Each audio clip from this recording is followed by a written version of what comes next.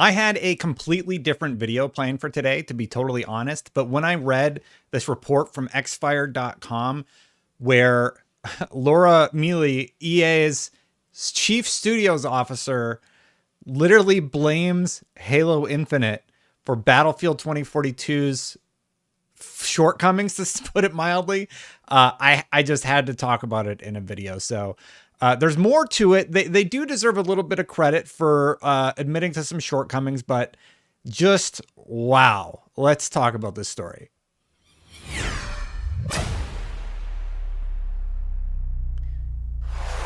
Thank you so much for watching my videos. I hope you like this one. And if you do, please consider hitting that subscribe button, hitting the bell to know when my content goes live. Thank you so much for watching.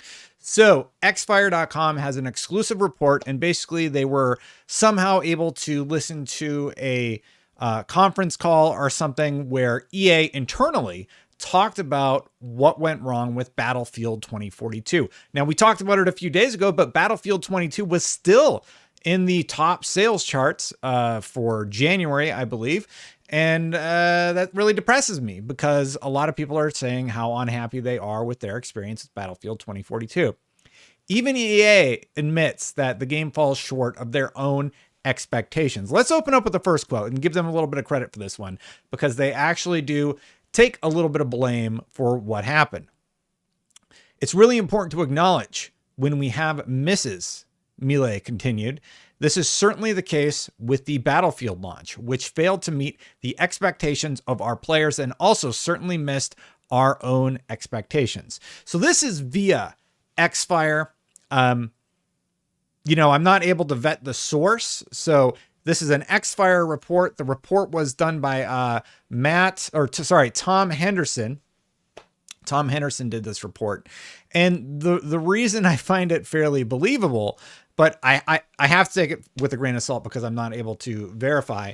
But yeah, it seems like a normal earnings call that you would see any day of the week, right?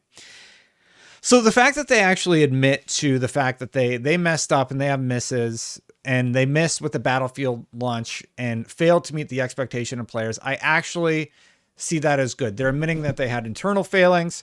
They're admitting that they've let down their fans. And hopefully this means that they, in the future, will take a look at some of their procedures and what is going on over there and why these games are launching to negative reception. Why you would release a game that had a beta that had a ton of problems and then you just released it a little bit later anyway, I will never understand. It happened with Anthem. You released Anthem. It was a really, really rough state. You still go forward with a release window. It happens with Battlefield. You have a beta. A beta is not supposed to be a beta test, right? Well, I mean, it sort of is. It's literally the name, but just like, your game should be done when it launches is my point, right? So it's a little insane, especially when beta tests have become part of your marketing cycle. That's where things get a little weird. So are we testing your game to make sure it's ready to launch? Like, are you actually doing that? Or are you just going to launch it anyway, even if it's like in terrible condition? So yeah, another piece of technology that continues to frustrate them is Frostbite, which they blamed, and they also cited the pandemic as issues. I'll give you the pandemic any day of the week, but Frostbite, you know, the thing DICE created? They say, all new tech, it was basically a new engine, they went back. The Frostbite version they were on was so old, they had to go back and update it. So it was basically putting the game on a new engine. Add up all of this new innovation, all of this ambition for the new project, and then you add a global pandemic halfway into the project where the game teams had to work from home. We ended up with more new variables in development than we have ever experienced before. So why did you release it? Like, that's the thing that I just don't understand. You say, oh man, we got this global pandemic. It's really, really hard to make games. Like, just say that you have to delay your game. That's going to go over better than releasing a game and then having the community largely pander your game and hate it. I think, isn't Battlefield free to play now? Like, I haven't cared about it for so long that I'm probably like you. It's just like, oh, well, I hear it's terrible, so I'm not going to, like, why would I waste my time playing a game that is terrible, right? Battlefield needs to make up that goodwill. And the fact that they're admitting that Frostbite, again, is causing problems for another project, stop making teams use Frostbite.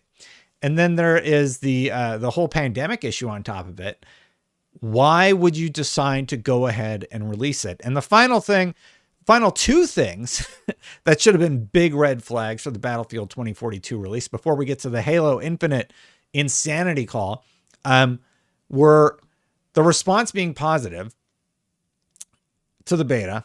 Sorry, I'll read that quote in just a second. So they said the response to the beta was positive, but I remember playing the beta and the response was not as positive as I remember. Players saying this feels like Battlefield. Battlefield is back. This is my Battlefield. So we had to embolden the team. Well, they assumed that you would fix the problems, though, before launch. There were plenty of problems outlined by many community members from the beta that they wanted to see corrected before the game was released, but you only heard the good stuff? Like, really? You have to fix the latency issues. I would be sniping at a jet flying and it would just be skipping across the screen. Like, there's latency issues. There were so many problems, and like as game designers, you see that stuff too. Just fix it before you launch your games. And then this one was great. So they released it anyway, but they said it was then revealed that Battlefield 2042's bug count ratio got to historic levels for a DICE game. And mock reviews prior to launch were in the high 70s to low 80s. So right there, the mock reviewers are telling you there's problems with the game. You have this bug count that's bigger than any bug, historic levels of bugs in your game. And you're still not going to delay it. What does it take to delay a game at EA? Like, really? Historic bug levels? You probably... And like, I don't even necessarily fault the people that are working on the development team trying to get this stuff out the door, right? I feel like this is an executive call and they're like, we don't care. We have to hit our Q4 numbers or whenever. Yeah, I think Battlefield was a Q4 game. We need our Q4 game. Delay it a year. Release it the following year for Q4. Like, why would you need it out in this window? You basically squandered your revenue goals for the project. Like, and you've damaged the brand name of Battlefield, right? So Battlefield, the brand, is damaged. You're not going to hit your revenue goals. People next time are further going to question Battlefield, which was already on shaky ground after Battlefield 5. And now 2042 comes out, a game a lot of people were excited for. I was excited for 2042. And then it just launches. Everybody hears it's messy. Nobody plays it. But here's the coup de grace. Here's the one that really takes the cake.